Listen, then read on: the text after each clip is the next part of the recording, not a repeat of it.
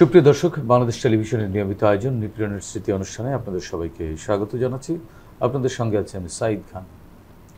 Mohammad Saim SSC পরীক্ষা শেষ করে রাজধানীর যাত্রাবাড়ি এলাকার একটি কারখানায় হাতের কাজ শিখতে শুরু করে। এরই মধ্যে কোটা সংস্কার আন্দোলন শুরু হয়, তিনিও তাতে যোগ দেন। 19 জুলাই কাজরা এলাকায় পুলিশের গুলিতে শহীদ হন সাইম। সেই দুঃসহ স্মৃতি তুলে ধরতে স্টুডিওতে উপস্থিত হয়েছেন সাইমের মা শিউলি বেগম। অনুষ্ঠানে একজন হতভাগ্য মায়ের মুখ থেকেই শুনব ছেলে হারানোর নিদারুণ কষ্টের কাহিনী। আপনাকে স্বাগত জানাচ্ছি। এছাড়াও অনুষ্ঠানে অতিথি হিসেবে উপস্থিত রয়েছেন ছাত্রদল কেন্দ্রীয় কমিটির সাবেক যুগ্ম সাধারণ সম্পাদক মোহাম্মদ শিপন বিশ্বাস। 2016 সালে ঢাকা বিশ্ববিদ্যালয়ের চারুকলায় তার উপর ভয়াবহ হামলা চালায় ছাত্রলীগ। সে যাত্রায় মৃত্যুর দুয়ার থেকে ফিরে আসতে পারলেও এখনও স্বাভাবিক জীবনে ফিরতে পারেননি তিনি। তার মুখ থেকে শুনব নিপীড়নের সেই দিনগুলোর স্মৃতি। শিপন বিশ্বাস, আপনাকেও স্বাগত জানাচ্ছি। ধন্যবাদ। প্রিয় দর্শক, মূল আলোচনায় যাওয়ার আগে আমরা সাইম ও শিপনের উপর নির্মিত দুটি ছোট্ট প্রতিবেদন দেখে নেব।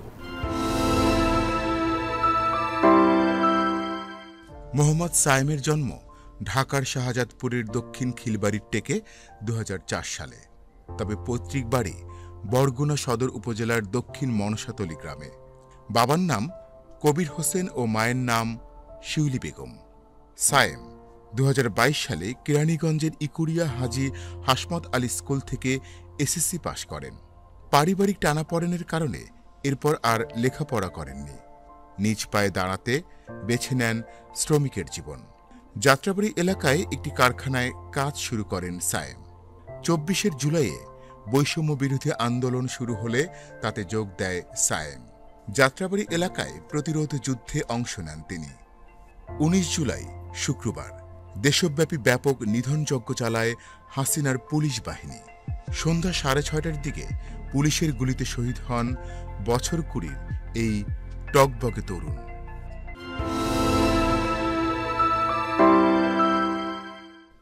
মোহাম্মদ শিপন বিশ্বাস। বাবার নাম মোহাম্মদ সিদ্দিকুর রহমান ও মায়ের নাম জহুরুন্নেসা। জন্ম ও বেড়ে ওঠা মাগুরা জেলার মোহাম্মদপুর উপজেলার খলিশাখালী গ্রামে। স্থানীয় স্কুল কলেজ থেকে এসএসসি ও এইচএসসি পাশের পর 2008-2009 সেশনে ভর্তি হন প্রাচ্যের অক্সফোর্ড খ্যাত ঢাকা বিশ্ববিদ্যালয়ের উর্দু ভাষা ও সাহিত্য বিভাগে। পরিবারের রাজনৈতিক ধারাবাহিকতায় শিপন বিশ্বাস ছোটবেলা থেকেই নাম লেখান ছাত্র দলের রাজনীতিতে। বিশ্ববিদ্যালয়ের ভর্তির পর বেড়ে যায় তার রাজনৈতিক সংশ্লিষ্টতা। তিনি সলিমুল্লাহ মুসলিম হল শাখায় দায়িত্ব পালনের পর কেন্দ্রীয় ছাত্রদলের যুগ্ম সাধারণ সম্পাদক হিসেবেও দায়িত্ব পালন করেন। কেবল ছাত্রদলের রাজনীতি করার কারণে তার বিরুদ্ধে অন্তত 5টি মামলা করা হয়। 2016 সালে তার উপর হত্যার উদ্দেশ্যে হামলা করে ছাত্রলীগ। প্রাণে বেঁচে গেলেও সেই থেকে শরীরে বয়ে বেড়াচ্ছেন আওয়ামী ফ্যাসিবাদের দগদগে স্মৃতি।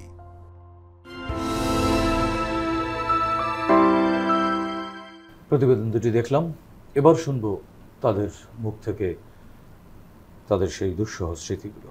শিউলি বেগম, আপনার কাছ থেকে শুরু করছি। আপনার ছেলে সাইম কিভাবে শহীদ হল, কিভাবে আপনি শুনলেন? ওর তো আপনার সন্তান, আপনি এটি কিভাবে মেনে নিলেন, কিভাবে জানলেন? সেদিন ছিল 19 জুলাই শুক্রবার। আমার ছেলে শুক্রবার আমার সাথে সারাদিন ছিল বাসায়।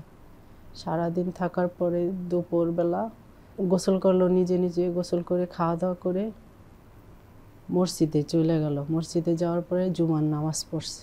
নামাজ পড়ে আসলো, আইসা ও একটু বিশ্রাম নিল। বললো, আম্মু আমার ভালো লাগতেছে না। আমি কি তাহলে তুমি শুয়ে থাকো। ও শুইল। শোয়ার পরে কতক্ষণ পরে ওর বন্ধুরা ফোন দিল। নাম ঈশান, আজিজ, মিনহাজ, ওরা ফোন দিল। সাইম তুমি কোথায়? আমার ছেলে বলল আমি বাসায়। বলে তাড়াতাড়ি আসো। এর আগে ওর বন্ধুদের সাথে আমার ছেলে আন্দোলনে যাচ্ছে। বুধবারে গেছে, বৃহস্পতিবারে গেছে, শুক্রবারও যায়। তো এর মাঝখানে রাত্রেবেলা ও আমার সাথে শুয়ে শুয়ে ফেসবুকে দেখতেছে, আমিও দেখছি। তারপরে আমার ছেলের ভিতরে যে একটা প্রতিবাদী কণ্ঠ, প্রতিবাদী কথা আমার সাথে শুয়ে শুয়ে দেখে আর বলে, আম্মু এরকমভাবে যে নির্যাতন করতেছে, এরকমভাবে যে অন্যায়ভাবে আমার ভাইদের উপর, ছাত্রদের উপর এরকম কথা আমার সহ্য হয় না, আমি মাইনা নিতে পারতাছি না। তো আমি চিন্তা করলাম, তুমি কি যাও সাইম, তুমি যাও না, দেশের পরিস্থিতি ভালো না, তোমার যাওয়ার দরকার নেই, তুমি যাও না। কয় আম্মু তুমি এই কথা বলো, তোমাদের তো বলা উচিত যে যাও, অন্যায়ের বিরুদ্ধে রুখে দাঁড়াও। আমরা যদি আজকে রুখে না দাঁড়াই তাহলে কে যাবে, আমাদের ভাইদের পাশে কে দাঁড়াবে? আমরা যদি ঘরে বসে থাকি তাহলে তো অন্যায়ের প্রতিবাদ হবে না। তা আমি বললাম, থাক সাইম, যাও না তুমি, আমি তোমার কিছু হইলে আমি তো থাকতে পারবো না, আমি কারে নিয়ে থাকবো, তুমি আমার ছেলে। মানে তো আপনার একটাই ছেলে? আমার একটাই ছেলে। ওর বাবা ওরে রাইখা, যখন সাইমের 2 বছর বয়স তখন সাইমরে থুইয়া পালায়া যায় ওর বাবা। তো আমার এই ছেলের আমি মানে একটাই সন্তান, আমার এই ছেলেরে আমি একাই মানুষ করি। ওর বাবা যখন ওরে রাইখা পালায় যায় তখন আমি আমার ছেলেরে অনেক কষ্ট করে মানুষের বাসায় কাজ করে, গার্মেন্টসে কাজ করে আমার ছেলেটারে আমি মানুষ করি। মানুষের মতো মানুষ হয়েছিল আমার ছেলে, অন্যায়ের প্রতিবাদী হয়েছিল, সত্যবাদী ছিল আমার ছেলে। আমার ছেলে দেখতে অনেক লম্বা, অনেক বড়, অনেক ছিল, হেলদি ছিল। তারপর আমার ছেলে শুক্রবারে বলে, আম্মু ওই যে আজি যে ঈশানে ওরা ফোন দিছে শুয়ে রইলো। তারপরে আমি বললাম, কোথাও যাইও না। কয় কি না, আমি যাব না, তো আমার ভালো লাগতেছে না, আমি শুয়ে থাকি। মানে এটা আমার মিথ্যা কথা বললো। তো ওর বন্ধুরা যখন ফোন দিল, ও কি করলো, আমি ওই ঘরে যেয়ে শুয়ে আসি, ও আস্তে করে দরজা খুলে বের হয়ে গেছে, আমাকে বলে নাই। তারপর আসরের নামাজের সময় আমি উঠছি ঘুম থেকে, উঠে দেখি কি আমার সাইম ঘরে নাই। তো আমার আম্মা ছিল ঘরে, আমার আম্মারে জিজ্ঞেস করলাম সাইম কই? কয় ও তো বেরিয়ে গেছে। আমি কই আমারে তুই বললো না? কয় তো ওরে ডাক দিতে না করছে, ও বেরিয়ে গেছে, ওর বন্ধু ফোন দিছে ঈশান। বুঝে ফেলছি যে ওদের সাথে গেছে। তা আমি নামাজ পড়া, নামাজের বিছানায় বসেই আমি ফোন দিলাম, সাইম তুমি কোথায়? ফোন দিছি, পরে সাথে সাথে ধরছে। বললো কি আমার সাথে মিথ্যা কথা বললো, ওই যে আমি যাইতে না করছি এই জন্য মিথ্যা কথা বলছে, যে আমি জুরাইন চেয়ারম্যান বাড়ি আমার বন্ধুর সাথে। আমি কই তাহলে তুমি ওইখানে কেন গেলা, তুমি আইসা পড়ো। আসতাছি, তুমি ফোন রাখো। আমি চারোদিকে শব্দ শুনতাছি, তখন ওরা ছাত্রদের মধ্যে সবাইকে ফোন দিয়ে আসতে বলতেছে, সবাই একত্র হইতাছে দোলাইপাড় গোয়ালবাড়ির মোড়ে ওইখানে। তা বললো কি যে আম্মু ফোন রাখো, মানে তাড়াহুড়া, আমার সাথে কথা বলার সময় নেই, ওর বন্ধুরা আসতেছে এই জন্য। তাই রাইখা দিল। আমি বললাম তুমি তাড়াতাড়ি বাসায় বলে রাখো, আমি আসতেছি বললে আমার ছেলের সাথে এই শেষ কথা আমার, আর কোনো কথা হইল না। আর এইভাবে যে আসবো রক্তাক্ত হয়ে, রক্ত মাখা, আমি তো ভাবতে পারি নাই তখন। আমি তো ভাবছি যে আমার ছেলে আসতে বলছে, আসবে, আমি তো অপেক্ষায় আছি, আমি তো দাঁড়ায় আছি যে আমার ছেলে আসে না কেন। তারপর এশারে আজান দিছে, এশারে আজানের সময় আমার মোবাইলে একটা ফোন আসলো, বলল কি আন্টি আপনি কি সাইমের আম্মু? আমি বললাম হ্যাঁ। বললো আন্টি সাইম তো গুলি খেয়েছে, আপনি একটু তাড়াতাড়ি আসেন। আমি ফোন রাইখা আমি জিজ্ঞেস করি নাই কোথায় আসবো, কি করব, কোন জায়গায় যাব। আমি একটা চিৎকার মেরা দৌড় দিছি। পরে কোথায় যাব, আমার সাথে ওর বন্ধু আবার একটা ছিল, ওই বন্ধু বলল কি আন্টি হাসপাতালে যাইতে হইব, আপনি চলেন, আপনার আমি নিতে আসছি। তো ওর বন্ধুর সাথে আমি দৌড়ে গেছি, যা দেখি আমার ছেলে হাসপাতালের বারান্দায় সাদা কাপড় দিয়ে ঢাকা। আমি একটা চিৎকার মেরে দৌড় দিছি, ফ্লোরে রক্ত মাখা দুনিয়ার আমার ছেলে পাঞ্জাবিটা রক্তে লাল হয়ে গেছে, ভিজা টপটপায় রক্ত পড়তেছে, এত রক্ত। আমি আমার ছেলেরে দৌড়ছি যে আমার সারা শরীর রক্তে মাইখা গেছে। আমি বললাম সাইম কি হয়েছে, সাইমে কই, আমার ছেলে কই, ঈশান তুই আমার ছেলেরে কই নিছিলি, কি এর জন্য নিছিলি? আমি তো না করলাম নিতে, আমার ছেলেরে তো বেরোইতে না করলাম, আমার ছেলে কেন বেরোইলো? তারপর দেখি কি যে আমার ছেলে সাদা কাপড় দিয়ে ঢাকা। আমি সাদা কাপড় উঠাই দিই, আমার ছেলে ঘুমায় রয়েছে, মনে হয় ঘুমায় রয়েছে। আমি ভাবছি যে এমনি মনে হয় ঘুমায় রয়েছে। সাইম উঠো না কেন? এই বড় গুলিটা লাগছে, এইখান দিয়ে বের হয়ে গেছে, একদম খুলি নিয়ে বের হয়েছে। তো এত ডাকাডাকি করলাম, আমার এত কষ্টের ছেলে বড় করলাম, এত দিনগুলো আমি জীবনের সাথে যুদ্ধ করে আমার ছেলের এত বড় লালন পালন করলাম, 22টি বছর। ওর বাবা ওরে রাইখা পালায় গেল, আমি একা একা আমার ছেলের লালন পালন করলাম। কিন্তু মুহূর্তের মধ্যে এই স্বৈরাচার শেখ হাসিনা আমার ছেলের জীবন প্রদীপ নিভাই দিব, আমি তখন মেনে নিতে পারছিলাম না। ওই হাসপাতালে আমি গইরে কান্না করতেছি ফ্লোরে, এক দূর দিয়ে ডাক্তারের হাতে পায়ে ধরতেছি, আরেক দূর দিয়ে আমি ওদিকে যেতেছি, ডাক্তার সাহেব একটু আসেন, আমার ছেলের একটু অক্সিজেন লাগান, একটু আইসিইউতে নেন, আমার ছেলে বাঁচবে, আমার বাবা বাঁচবো। আমার তো বাবা ছাড়া কেউ নাই, আমার তো একটাই বাবা, আমার বাবা বাঁচবে। আমার বাবা আমার গার্জিয়ান ছিল, আমার বাবা যদি আমার ছেড়ে চলে যায় আমার গার্জিয়ান কে হবে? আমি মানতে পারছিলাম না। আমি এক চিৎকার দিয়ে ওদিকে যাই, আরেক চিৎকার দিয়ে এদিকে আসি, কেউ আসে নাই। ডাক্তার আমারে বলল, আপনি ছেলেরে নিয়ে যান, আপনার ছেলেরে যদি আপনি পেতে চান তাহলে আপনি নিয়ে যান, তাড়াতাড়ি এখান থেকে সরান, যদি পুলিশ জানতে পারে, পুলিশে আসে দেখে, তাহলে আপনার ছেলে। এটা আপনার ছিল জুরাইন আদমিন হাসপাতাল। যখন গুলি খেয়েছে সাইম যাত্রাবাড়ি কাজলা টুল প্লাজারের সামনে, ওর বন্ধুদের সাথে একসাথে গেছে। তো ওইখানে গুলি খাওয়ার পরে সাইম নিচে পইরা ছিল রাস্তায়। তো ওর বন্ধুরা বললো, আন্টি আমরা সবাই মিলে টুল প্লাজার ওই সাইডে পুলিশ বাহিনী ছিল, হেলমেট বাহিনী ছিল, আর আমরা এই পাশে ছিলাম, আমরা সামনের দিকে আগাইতেছিলাম, পিছনে আমরা সবাই ছাত্র দল ছিলাম। সবাই বলতেছে মাইক দিয়ে সামনের দিকে যাও, সাইমের সামনের দিকে যেতেছে। আমরা যে সাইমরে ডাকি, সাইম শোনে না। আমরা কত দূর যাওয়ার পরেই টিএসএল মারছে, মারার পরে অন্ধকার হয়ে গেছে, আমরা চোখে কিছুই দেখি নাই। তারপরে আমরা খালি ওদিক থেকে দেখি বৃষ্টির মতো খালি গুলি পড়তেছে পরে আমরা এক একজনে এক এক দিকে ছত্রভঙ্গ হয়ে যাই। আমি ট্রাকের নিচে পলাই, আমাদের সামনে একটা ট্রাক ব্যারিকেড দেওয়া ছিল, তো ওই ট্রাকের নিচে আমি যে পলাই, ঈশান বলছে আমার কাছে, আর আজিজ নাকি ওদিকে গেছে, রাতুল ওরা ওই সাইডে পলাইছে, মিনাজে ওরা ওইদিকে। মিনাজে বলে যে আন্টি আমরা যখন পলাইছি তখন আমাদের কানে খালি বাজে টান টান টান টান শব্দ, মানে বৃষ্টির মতো গুলি। সাইমনে গুলি করছে, যে সাইম যে রাস্তায় পইরা আছে আমরা দেখি নাই। আধা ঘন্টা 1 ঘন্টা পরে আমরা সবাই একখানে হয়েছি। এক জায়গায় হওয়ার পরে সাইমরে খোঁজ করছি, দেখি সাইম নেই, আমাদের বন্ধু সাইম নেই। সবাই আছে, আমাদের বন্ধু সাইম কোথায়? পরে ওরা বিশ্রাইতেছে, দেখে যে সাইমের মোবাইল এক জায়গায় পড়ে আছে, সাইম আরেক জায়গায়, মানে সামনের দিকে ওই যেদিকে ব্যারিকেড ছিল ওদিক থেকে সাইমরে অনেক ছাত্ররা টুল প্লাজারের ওই জালি ছিল, ওই জালিতে করে সাইম, আমার ছেলে তো অনেক হেলদি ছিল, অনেক লম্বা ছিল, আমার ছেলেরে ওরা মানে ধরে নিয়ে যেতে পারতেছে না। অনেক ছাত্ররা আল্লাহু আকবার করে আমার ছেলেরে নিয়ে আসতেছে। তখন মিনাজ দেখছে আর রাতুল দেখছে, বলে যে ওই যে সাইমরে নিয়ে যেতেছে। পরে ওইখানে ছিল অনাবিল হাসপাতাল সামনে, তারপরে অনাবিলে নিচে নিয়ে ডাক্তার ডাকছে, ডাক্তার আসে নাই। ডাক্তার নাকি ওইখানে রাইখা দিছে, রাস্তায় পইরা ছিল আমার ছেলে এই জালিটার উপরে, কেউ ছিল না। তখন ওইখানে নাকি পুলিশ কাউরে যাইতে দেয় নাই, কাউরে ধরতেও দেয় নাই।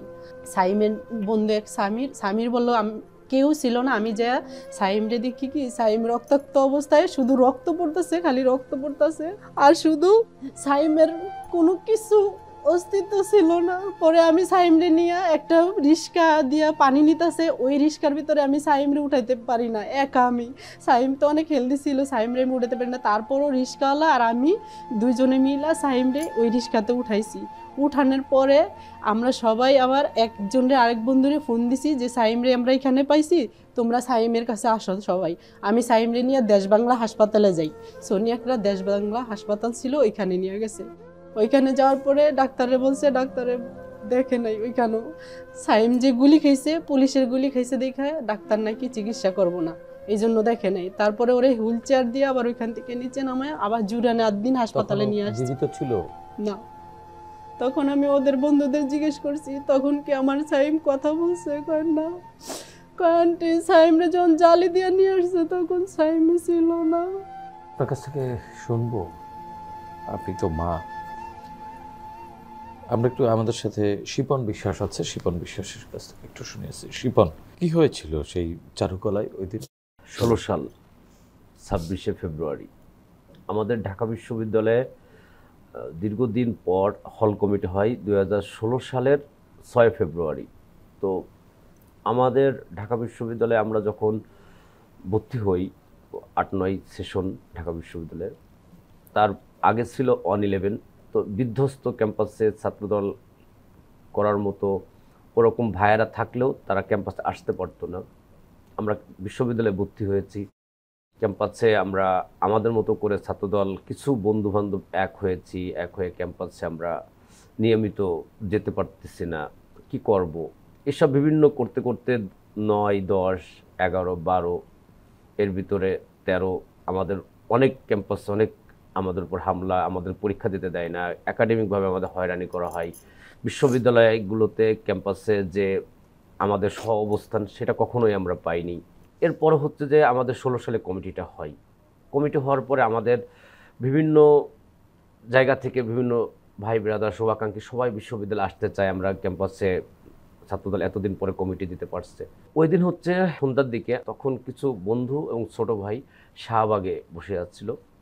তো আমি ওদেরকে রেখে বললাম যে আমরা একটু চারুকলার ভিতর থেকে একটু ফ্রেশ হয়ে আসি। তো বিরোধী দল করার কারণেই এই ক্যাম্পাসের বাইরের জায়গাগুলো আমরা একটু সুযোগ পেতাম থাকার, মানে সেটা ক্যাম্পাসের বাইরে। তো ওই দিন আমি যখন ক্যাম্পাসে আসছি, আমার সাথে আর 2-3 জন ছোটো ভাই ছিল, ওদেরকে নিয়ে আমি চারুকলাতে ঢুকছি। জাস্ট আমি একটু হাত মুখে পানি দিয়ে আমি বেরোচ্ছি, দেখি চারুকলার প্রধান ফটকটা বন্ধ করে দিয়েছে। তো আমি তো আর জানি না যে আমার কারণেই বন্ধ করছে। তো আমি বকুলতলায় দাঁড়িয়ে দেখছি যে কিছু ছেলে আমার দিক খুব ধেয়ে আসছে। তো ওরা ওখানে বলা বলি করতে যে ছাত্রদলের বড় এক নেতা ঢুকছে, তাকে ধরো। তো আমি হলের একটা সামান্য কর্মী, আমার তো আর নেতা হওয়ার তখন সুযোগ হয়নি। তো ওই প্রেক্ষাপটে আমি যখন ঠিক দাঁড়ায় আছি, তখন চারুকলার তৎকালীন ছাত্রলীগের সেক্রেটারি রিক্ত, লিমন, জনি একটা টিম সহ এসেই কোনো কথা না জিজ্ঞাসা করেই বললো, তুই এখানে কেন? আমি বললাম, আমি ঢাকা বিশ্ববিদ্যালয়ের লিগাল স্টুডেন্ট, আমার আইডি কার্ড আছে। আর কোনো কথা না জিজ্ঞাসা ফার্স্টে আমাকে একটা বাড়ি মারলো, রড দিয়ে বাড়ি মারলো, আমার হাতের এই আলনাটা ভেঙে গেল ফার্স্ট বাড়িতেই। তো এরপরে তো ওরা উপর আমাকে মার, গুটি, লাথি, কপাল এখানে কেটে গেল, মাথা ফেটে গেল, কানের এই অংশটা ছিদ্র হয়ে গেল। সবচেয়ে মেজর যে অপারেশনটা ছিল এইটা, আমার যে মুখের যে এই অংশটা, ওরা কী দিয়ে আঘাত করছে আমার ওই সময় সেন্স ছিল না, আমার এই জয়েন্টটা পুরোপুরি ভেঙে গেল, এরপর চোয়ালটা, তারপরে পা ভেঙে গেল। আমি তখন একটু পানি খাওয়ার উদ্দেশ্যে আমি ছটফট করে বেড়াচ্ছি। তখন কিছু ছোটো ভাই বোন চারুকলারই ওরা পাশে ছিল, মনে হয় গ্রাফিক্স ডিজাইনের। তো আমি গেছি ওদের কাছে পানি চাচ্ছি, ওরা আমাকে পানি দিচ্ছে না। তো বলতে, আপনার এই অবস্থা কেন, আপনি এখানে? এরপরে ওরা গেটে ফোন দিচ্ছে, পরে গেটে আমি যাদের কাছ থেকে পলায় আসছি তারাই আবার আমার কাছে এসে ধরছে, আমি পানি চাচ্ছি, পানি দিচ্ছে না। তো তখন এক মামা দৌড়ে আসছে, একটু বোতলে এরকম পানি দিচ্ছে, খেলাম। পর আমি এদেরকে বলতেছি, আমি ঢাকা বিশ্ববিদ্যালয়ের লিগাল স্টুডেন্ট, আমার যদি কোনো অপরাধ থাকে সেটা প্রশাসনকে বললে আমাকে সে ব্যবস্থা করা হোক। আমার সবচেয়ে বড় কথা, আমি যে কোনো অপরাধ মেনে নিতে রাজি আছি, আগে আমাকে ফার্স্ট এইড দেওয়া হোক। আমার এত রক্তক্ষরণ হচ্ছিল তখন, আমার মনে হচ্ছিল যে আমি রক্তক্ষরণে নিঃশেষ হয়ে যাব। তখন মনে হয় 7:30, 8টার দিকের ঘটনা। এরপরে প্রক্টর জানে, তৎকালীন প্রক্টর ছিল, উনি আমাকে রেখে দিচ্ছে, আমাকে ছাড়ছে না। সাংবাদিক সমিতি যে স্যারকে বলছে, স্যার ওর নামে তো কোনো মামলা নেই, অ্যাটলিস্ট ওকে আমরা চিকিৎসার ব্যবস্থা করি, তো তাও করছে না। এর পরবর্তীতে অনেক পরে পুলিশ আসছে, আসার পরে আমাকে ওদের কাছ থেকে নিয়ে শাহবাগ থানায় গারদে রাখছে, আমার কোনো ট্রিটমেন্ট হচ্ছে না। তখন আমি চিল্লাই বলতেছি যে আপনাদের ওসি সাহেবকে একটু ডাকেন, আমি তার সাথে 1 মিনিট কথা বলবো। তখন হচ্ছে যে শাহবাগের থেকে ওসি আসছে, আসার পর আমাকে দেখে বললো, এই ছেলেকে এখনই ফার্স্ট এইডে নিয়ে যাও। পরে আমাকে নেছে, আনার পর আবার শাহবাগ থানার সামনে রাখছে। কিন্তু শাহবাগ থেকে আপনি জানেন ঢাকা বিশ্ববিদ্যালয়ে টিএসসি ক্রস করে মেডিকেলে যেতে 10 মিনিট লাগে টাইম, কিন্তু তখনও আমাকে 40 মিনিট 1 ঘন্টা ওই পুলিশরাই আমাকে দেরি করতেছে, একটা গাড়ি চেঞ্জ করে আর একটা গাড়িতে উঠাচ্ছে, গাড়ি থেকে উঠায় টিএসসি নিচ্ছে, টিএসসি থেকে মেডিকেলে নিচ্ছে, আর মেডিকেলে নিয়ে ওরা আমাকে বসায় রাখছে, কোনো ট্রিটমেন্টই আমার হচ্ছে না। তখন আমি মেডিকেল ওই স্লিপটা নিয়ে বললাম যে মেডিকেল আমাদের মোটামুটি পরিচিত, আমি একটু চেষ্টা করি, আপনারা, আমি পলাবো না ভাই, আমাকে একটু বিশ্ববিদ্যালয়ের ছাত্র, আমাকে সুযোগটা দিয়ে আমি যে ট্রিটমেন্টটা নিতে পারি। শেষমেশ আমি যখন মেডিকেলে ইমার্জেন্সিতে গেছি, আমার নাক কান গলা উপরে, আমার তো কয়েকটা সমস্যা তখন, তো ইমার্জেন্সি আমাকে রিফার করছে 3 তলায় তো ওইখানে যে আমি যখন জ্ঞান হারাই যাচ্ছে, মানে তখন আমার মনে হচ্ছে যে আমি হয়তো বা এই দুনিয়া থেকে চলে যাচ্ছি। তো ঠিক আমার মনে আছে ওই আমি একদম বেহুশ হয়ে যাচ্ছে, চোখটা বন্ধ হয়ে যাচ্ছে। আমার একটা বন্ধু ডক্টর গালিব, একদম মনে পড়ে, তো আমার হাতটা জোরে ধরলো, তো বন্ধু তুই মরবি না, তোমরা তোর সাথে আছি ইনশাল্লাহ, পার্টির জানে এটা। তো এরপরে আমার ছাত্রদলের তৎকালীন সভাপতি, সেক্রেটারি, বিশ্ববিদ্যালয়ের সভাপতি সেক্রেটারি, আমি যে ভাইয়ের সাথে রাজনীতি করতাম মিন্টু ভাই সহ সবাই আমার পাশে আসছে। আর তখন পুলিশ আমাকে মানে আবার গারদে নিয়ে যাওয়ার চিন্তা করতেছে, মামলা দেওয়ার চিন্তা করতেছে। তো পোক্টার স্যার এটা আমাকে তখন করছিল যে যে ছেলের নামে মামলা নেই সেই ছেলেটাকে আমরা নিতে পারবো না। কোনোভাবেই ইমার্জেন্সিতে আমাকে রেখে ওখান থেকে শুধুমাত্র আমাকে সেলাইগুলো দিয়ে আমাকে আনা হয় ইসলামী মেডিকেলে। তখন রাত বাজে 1টা 2টা। তো ইসলামী মেডিকেল আমার এই অবস্থা দেখে তারা ভর্তি নেবে না। এর পরবর্তীতে আমাকে আবার নিয়ে যাওয়া হয় মগবাজার ওই রাত্রেই সিরাজুল ইসলাম মেডিকেলে, সেখানেও আমাকে ভর্তি নেবে না। পরে ডক্টর রফিক ভাই, স্বাস্থ্য বিষয়ক সম্পাদক ভাই আসলো, আসার পরে বললো যে ঠিক আছে এরা যদি না নেয় তাহলে ওনার একটা হসপিটাল ছিল হেলথ এইড, সেখানে নিয়ে গেলো আমাকে। সেখানে আমার বেসিক্যালি মুখের এই ট্রিটমেন্টটা খুব দরকার ছিল। তো ওইখান থেকে আমাকে আবার আনোয়ার খান মডার্নে আনা হলো, তখন ডাক্তার আমান ভাই। তো ওনারা আসলো, আসার পরে দেখলো যে আসলে আমার অবস্থা এত বেশি গুরুতর। তখন দেশনায়ক জনাব তারেক রহমান এটা জানতে পারে, রকিবুল ইসলাম বকুল ভাই যে বর্তমান ছাত্র বিষয়ক সম্পাদক, তার মাধ্যমে। এবং উনি তাৎক্ষণিক আমাকে মানে চিকিৎসার জন্য আমাদের যে মেডিকেল টিম আছে, ড্যাব, ঢাকা মহানগর, ঢাকা মেডিকেল কলেজ, সবাইকে আমার পিছনে তখন দিয়ে দেয়। বাংলাদেশ জাতীয়তাবাদী ছাত্র দলের তৎকালীন নেতৃবৃন্দ এবং ঢাকা বিশ্ববিদ্যালয়ের নেতৃবৃন্দ সবাই আমাকে আগলে রেখে তখন ট্রিটমেন্টটা করে। এই পরে এই জায়গাটা আমাকে অপারেশন করা হয়, আমাকে এখানে প্লেট লাগানো হয়। আরও কিছু আমার করুণ কাহিনী আছে। আমি 3.5 মাস সাদা ভাত খেতে পারিনি। আমাকে ভাত খাওয়ার জন্য আমার খুব মানে আফসোস করতো। আমাকে ভাতটা ব্লেন্ডারি করে দিত, ব্লেন্ডারিতে একবারে শরবতের মতো জুস করে ভাত, একটু সবজি, একটু মাংস দিয়ে দিয়ে মানে আমাকে চাবানো টোটালি নিষেধ ছিল। 28 অক্টোবরের সময় আমি আরেকটা ঘটনার প্রসঙ্গে বলে রাখি, আমাকে শাহবাগ জোনের দায়িত্ব দেওয়া হয়েছিল। তো তৎকালীন সময় আন্দোলন করা নামা আমাদেরকে পাইলেই ডিজিএফআই, এনএসআই, ডিবি সবাই আমাদেরকে টার্গেট রাখতো এবং আমাদের স্বাভাবিক নাম্বারগুলো আমরা চালাতে পারতাম না, ফেসবুক চালাতে পারতাম না, হোয়াটসঅ্যাপ চালাতে পারতাম না, আমাদের অ্যান্ড্রয়েড ফোনই থাকতো না, কারণ ফোন চেক করে কারণ আমরা ছাত্রদল আইডেন্টি করতো। তো 28 অক্টোবরে যখন আমাকে দায়িত্ব দেওয়া হয় তখন এই প্রোগ্রামগুলো করার জন্যে আমাকে দিনের বেলা প্রোগ্রাম করতে হতো, রাতের বেলা নৌকাতে করে ঘুমাতে হতো।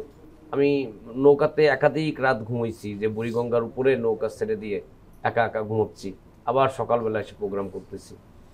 ইভেন আমাকে খুঁজতে যে আমাকে পাইনি, আমি যেসব বিভিন্ন বাসা বাড়িতে থাকতাম তাদেরকে পর্যন্ত ধরে নিয়ে আসছে। আমি এই স্বৈরাচার ফ্যাসিস্ট পতনের পরে মানে এই দল থেকে কি পাবো, পাওয়ার প্রত্যাশা, সেটার চেয়ে বড় ব্যাপার হচ্ছে যে হাসিনা পতন হয়েছে। শেখ হাসিনা যে এত বড় ফ্যাসিস্ট, আমরা মুখে মুখে শুনতাম যে হাসিনা মানে এরকম করছে, কিন্তু আমরা ছিলাম সেই ভিকটিম। শিউলি বেগম, সাইমার ফিরবে না, মা বলে ডাকবে না, তো প্রিয় সন্তানের লাশ মেডিকেল থেকে কোথায় নিয়ে গেলেন? মেডিকেলে তখন সবাই বলা বলি করলো নিয়ে যান, ডাক্তারও বললো নিয়ে যান, পুলিশে শুনলে আর নিতে পারবেন না, আপনি যে পাইছেন এটাই আপনার কপালে ভাগ্য, তাড়াতাড়ি নিয়ে যান, পুলিশে দেখলে গুম করে ফেলবো। তা আমি এই ভয়ে জুড়ে রাখতে পারি নাই। তারপরে একটা অ্যাম্বুলেন্স কোনোরকম যোগ ম্যানেজ কইরা ওই অ্যাম্বুলেন্স দিয়ে ডাইরেক্ট আমার নানির বাড়ি কেরানীগঞ্জ আবদুল্লাপুর ওইখানে নিয়ে গেছি। রাত্রে তখন 3টা বাজে নিয়ে রাখছি। পরে দেখছে যখন যে পুলিশ গুলি করছে, সবাই যার যার মতে ঘরে চলে গেছে, কেউ এখানে দাঁড়াবে না, বলছে এই আপদটা এখানে নিয়ে আসছেন কেন, এখানে রাখছেন কেন? আপনার সন্তানকে সবাই আপদ মনে করলো? হ্যাঁ, সমাজের লোক তখন আমার সামনে আমার ছেলেকে আপদ বললো, আপদ মনে করলো। তো ওরকম টাইমে ওই সিচুয়েশনে আমি এক অসহায় মা ছাড়া আর কিছুই আমার কাছে ছিল না। তারপর আমি ওই এলাকার মেম্বার সাহেব ছিল, ওনারা হাতে পায়ে ধরে আমি বললাম যে আমার ছেলের কোনো রকম একটু দাফন দেন, একটু মাটি দেন। তারা কি দাফন দিতে হচ্ছে? দাফন দিতেও দিতে চাইছিল না, রাখতেও দিতে চাইছিল না এলাকার সেই এলাকার মানুষরা কি এখনো আছে? হ্যাঁ, সবাই আছে। তারপর রাতে 3টা বাজে আমার ছেলেরে কোনো রকম চুপচাপ রাতের অন্ধকারে মা হিসাবে একটু কান্না করব, ছেলেটার একটু রাখবো নিজের কাছে, দেখতেও পারি নাই, রাখতেও পারি নাই, যে সকালে একটু মাটি দিব আমার ছেলেটার একটু আমি দেখি, দেখতেও পারি নাই। তা রাত্রে 3টা বাজে যে মাটি দিছে, মাটি দেওয়ার সময় বাধা ছিল, জানাজাও দিতে দেয় না। তারপরে হুজুরের হাতে পায়ে ধইরা হুজুরে আমি ডাইকে আনছি ইমাম সাহেবরে, উনি একটু নিজেই ডেকে নিয়ে আসেন? হ্যাঁ, অন্য কেউ ছিল না। আমার ছেলের ইয়া দেখা সবাই চলে গেছিল, ছিল শুধু আমার ভাই, আমার কয়েকজন আত্মীয় স্বজন, এইগুলা ছিল পরিবারের, আর কেউ ছিল না। তা ইমাম সাহেব ডরে আসে না, জানাজা দিবে না। তা আমি হাতে পেয়ে ধরে ইমাম সাহেবকে নিয়ে আসলাম রাত 3:30। পরে এই কবর দিতে গেছে, কবর দিতে দেয় না, ওইখান থেকে ফিরাই দিছে আমার ভাই, আমার আত্মীয় স্বজন, ওদের ফিরাই দিছে, এখানে মাটি দিব না। তারপরে আবার মেম্বার সাহেবের হাতে পেয়ে ধরে মেম্বার সাহেবকে বইলা যাইয়া আবার কবর খুঁজছে। তারপর ওই রাতে 3:30 বাজে এখানে মাটি দেওয়া হলো। কয়েকদিন পরে আবার এই আওয়ামী লীগের সন্ত্রাসী বাহিনীরা আমার ছেলের কবরটা ভাঙা ফেলাইছে, কবরটারে লাইট থেইছে, ভাঙছে, কবরটার ইয়াজি করছি, মাটি শুদ্ধা লাইট থেকে খুইদা উঠায় ফালাই দিব, এখানে আমার ছেলের কবর দিতে দিব না, আমার ছেলেরা রাখতে দিব না। এত অসহায় ছিলাম যে কারো কাছে আমি কোনো বিচার পাই নাই, কারো কাছে কোনো ইয়ে করি নাই, কিছুই আমি পাইনি। আমি শুধু একা একটা অসহায় মা, ভিতরে কলিজাটা ছিদ্র হয়ে গেছে যে আজকে এই স্বাধীন দেশে আমার ছেলে মুসলমান হয়ে আজকে এত নির্যাতিত, এত অত্যাচারিত, মারা যেও আমার ছেলেটা আওয়ামী লীগের হাত থেকে রেহাই পায় নাই, ওদের হাত থেকে। তারপরও আমার ছেলে কবরে যেও নির্যাতিত হইতাছে, কবর ভেঙে দিছে আওয়ামী লীগের লোকজনরা। তারপর আমি থানায় গেলাম, পরের দিন পুলিশের কাছে আমি মামলা করলাম। পরে পুলিশ আসলো, দেখলো, দেখার পরে এখনো ওনাদের কোনো বিচার আমি দেখতেছি না। একটা মামলাই করেছেন? হ্যাঁ। আপনার ছেলে কি শহীদ রাষ্ট্রের স্বীকৃতি পেয়েছে? হ্যাঁ, পেয়েছে, ওর নামে গেজেট হয়েছে। হ্যাঁ, একমাত্র অবলম্বন, আপনার আর কেউ রইল না, তার বিনিময়ে ফ্যাসিবাদ মুক্ত হয়েছে বাংলাদেশ। এটা কি সান্ত্বনা পান এটা ভেবে? একদিক দিয়ে সান্ত্বনা পাই, আর একদিক দিয়ে কষ্ট পাই। একদিক দিয়ে সান্ত্বনা পাই যে ফ্যাসিবাদ অন্যায়ের বিরুদ্ধে আমার ছেলে যুদ্ধ করছে, অন্যায়ের বিরুদ্ধে প্রতিবাদ করছে, অন্যায়কে প্রশ্রয় দেয় নাই। আমার ছেলের ভিতরে যে একটা হাজারি, ও ফেসবুকও অন্যায়ের বিরুদ্ধে স্ট্যাটাস দিছে, অন্যায়ের প্রতিবাদ করছে। কষ্ট লাগে কেন? আমার ছেলের যে অন্যায়ভাবে আমার ছেলের জীবনটা পাখির মতো গুলি করে মিনিটের মুহূর্তের মধ্যে যে শেষ করে দিল, এই আমরা যে এখনো বিচার পাচ্ছি না, এত মায়ের বুক খালি হইল। নিশ্চয়ই আপনারা বিচার পাবেন, আপনার সন্তান হত্যার বিচার অবশ্যই পাবেন। শিউলি বেগম, একলা পৃথিবী কেমন চলছে? আমার ছেলে আমার গার্জিয়ান ছিল, আমার পাশে ছিল, এখন আমার ছেলে নাই। আমার মতো কষ্ট, আমার মতো অসহায় এই পৃথিবীতে নাই। বহু কষ্টে আমি জীবনযাপন করছি।